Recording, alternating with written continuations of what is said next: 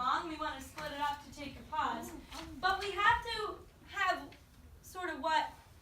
Anyone know? We have to have sort of what, Journey? Remember the parts of speech? The different words that we need to have? We've only talked about this a little bit. After and you put a comma? And, which is a conjunction, or but. But the main point is, Tony, we need two complete thoughts on both sides of the comma. All right? So let's write how we use it.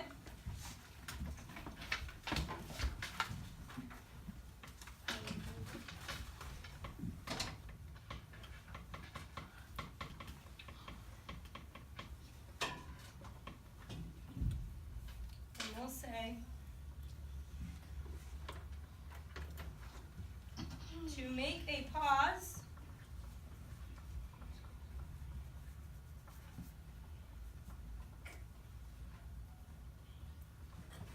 between adjectives. This is like if we're making a list. Or a conjunction.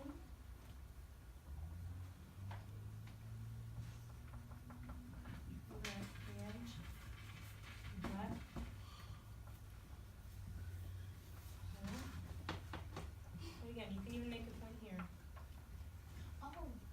To separate a long sentence. Commas help us avoid run-on sentences that we learned about last time. Okay, so we're writing this down. Journey's right, to make pauses between long sentences, to separate adjectives, or to make a pause in between a conjunction.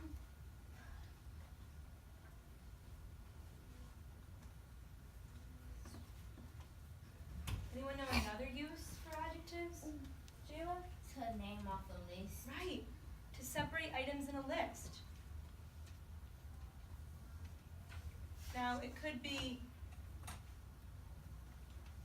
people, it could be adjectives, like I just said, it could be items, things. Separate items in a list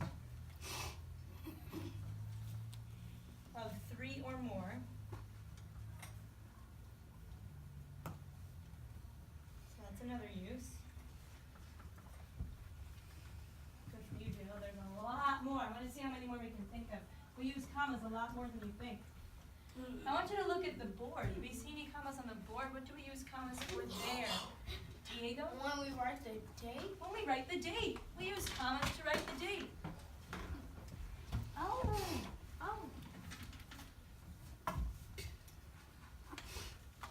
I see more commas on the board. What else do we use them for, Mackenzie? You can use them for numbers and for when you name it cities or towns inside the states. Absolutely. So Mackenzie said, one, we use them for numbers. We use them for numbers over 1,000, right, Mackenzie? Yes. For numbers over 1,000. And then we also use it to separate a city from a state. Look up at the board. We have Detroit, comma, Michigan. Calcutta, comma, India. All right, so we use it to separate a city from its state. So we use it for numbers over 1,000. Or country. Or country, exactly, in this sense. Numbers over 1,000. And for places.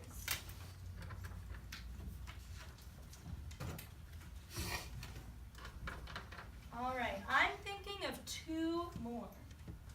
I'm thinking of 2 more that we're going to want to put on our cards. One of them I think you can think of yourself. The other one I might need to help you with, but let's see. There's definitely 2 more. Definitely 2 more. Give me one, Alexander. One when you when you name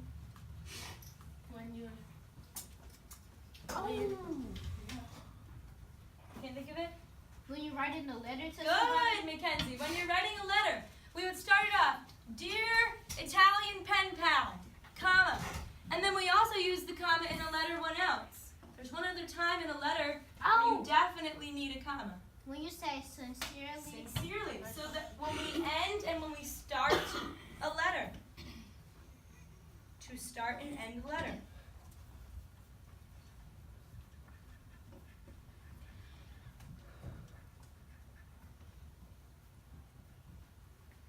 Alright, there's one more. One more which is a little tricky. A little tricky, but I want to see if you can think of it.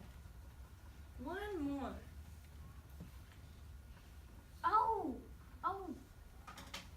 What do you think, Mackenzie? Like in your name, like for your first name, last name, and middle name. To separate our names? Good thinking, but not necessarily. We would just write our names. First name, space, middle name, space, last name. I'm thinking about when someone's speaking. When someone's speaking, we need the comma before we use something else. We need to put a comma before we use something else. Anson? We need to put a comma before we put the apostrophe, the thingy. Exactly. We're going to talk about those thingies.